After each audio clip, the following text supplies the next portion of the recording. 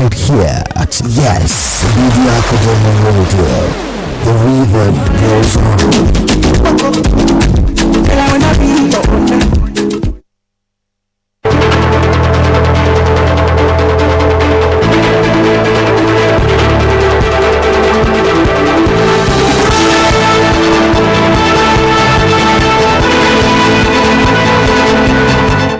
It's midday from Yesma Radio, the First Media Academy Radio. Good afternoon and thank you for joining us on Global News. In the headlines, Nigeria records 591 new COVID-19 cases as total infections exceed 39,000. Kwara governor loses dad. And on the foreign scene, foreign students won't be admitted for online programs. In the world of sport, Joshua wants Tyson against comeback. Now the news in detail. My name is Olatunde Ido. Has reported 591 new cases of COVID-19, bringing the total number of infections in the country to 39,000. This is according to the latest figures released in a tweet by the Nigeria Center for Disease Control (NCDC). The data from the NCDC further showed that the latest COVID-19 infections were reported in 16 states and the Federal Capital Territory.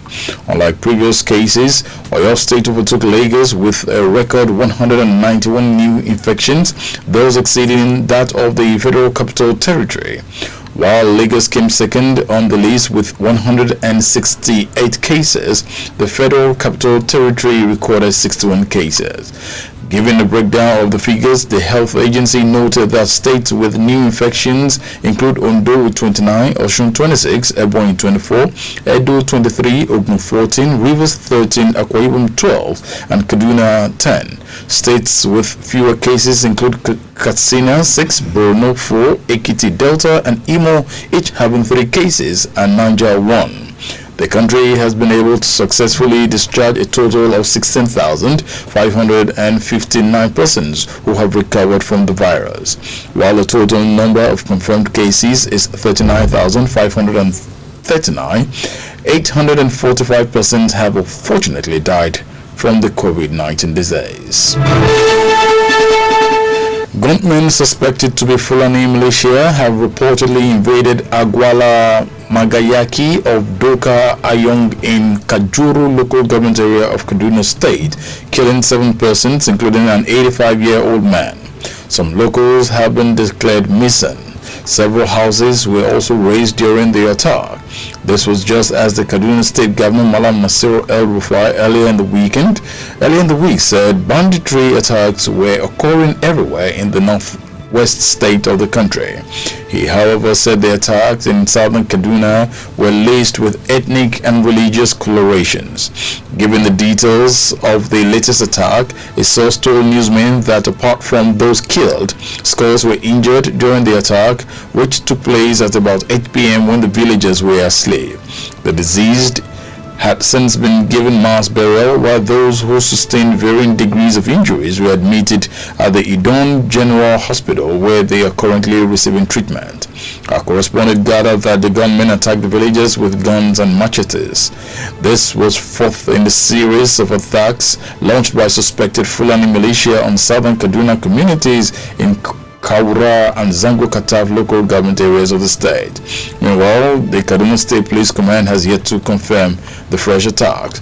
Meanwhile, the PDP minority caucus of the Kaduna State House of Assembly has said both the federal and state government are not doing enough to stop the killings in the southern part of the state. The first lawyer from the northern part of the country and father of Kwara State Governor Alhaji Abdul Ganiyu Folorunso Abdul Razak is dead. Popularly known as AGF, he died in the early hours of today in Lagos. He passed away less than 4 months to his 93rd birthday. Apart from being Nigeria's ambassador to Cote d'Ivoire, he was the first commissioner of finance for Kwara State after the state was created in 1967. He was president of the Nigerian Stock Exchange from 2000 to 2003 and vice president of the Nigerian Stock Exchange from 1983 to 2000. He is survived by his wife Raliat, Governor Abdulrahman Abdulrazak, Dr. Alimi Abdulrazak, a former executive director of NNPC, Isiaka Abdulrazak, Senator Kairat Guadabe, and a former First Lady of Kwara State, Ajia Aisha Lawal. Arrangements are being made to fly his corpse to Ilorin for burial later today. A federal high court in Abuja have ordered former Minister of Petroleum Diezani Alice Maduke to appear before it and answer to a money laundering charge filed against her by the Economic and Financial Crimes Commission (EFCC). Ruling on an ex parte motion, Justice Ijeoma Ojukwu ordered the issuance of summons on Diezani for her to attend court for the purpose of her arraignment on the charges. The former minister, who is believed to be now in the United Kingdom, was aware of the invitation.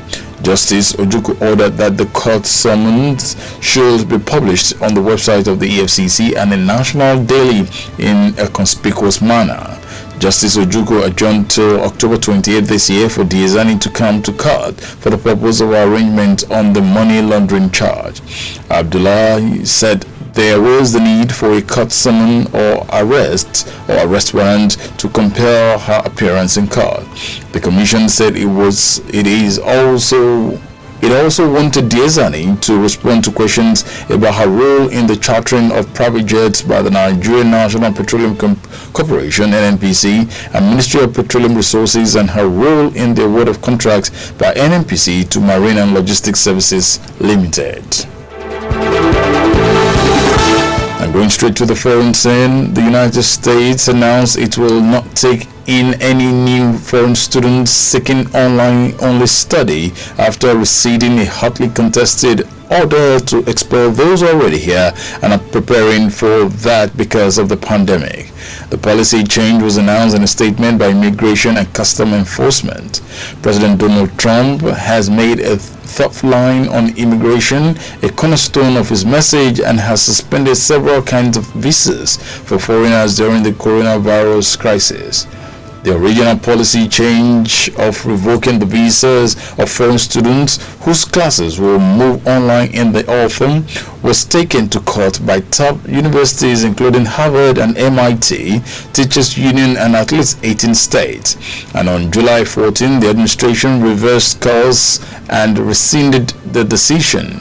That measure had been seen as a move by Trump to put pressure on educational institutions that are adopting a cautious approach to reopening amid the global COVID-19 pandemic.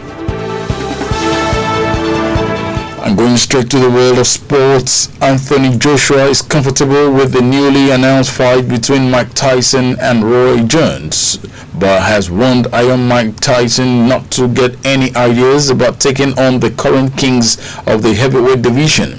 Tyson, 54, and 51-year-old Jones Jr.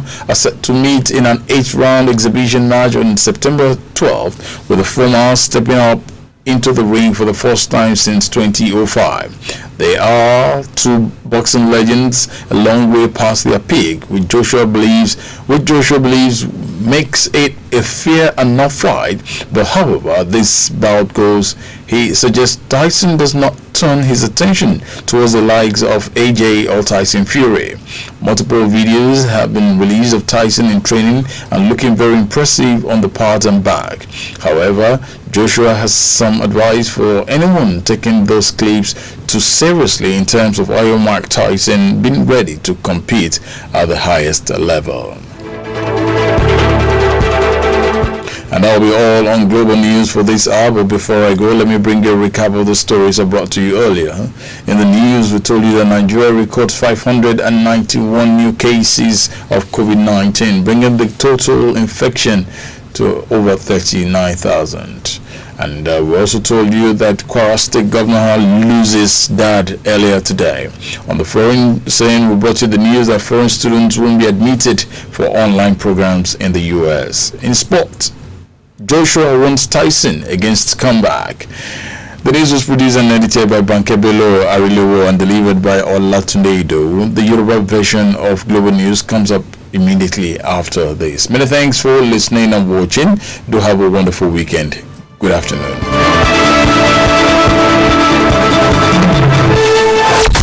Get the vibe. Get the feeling. Yes, Media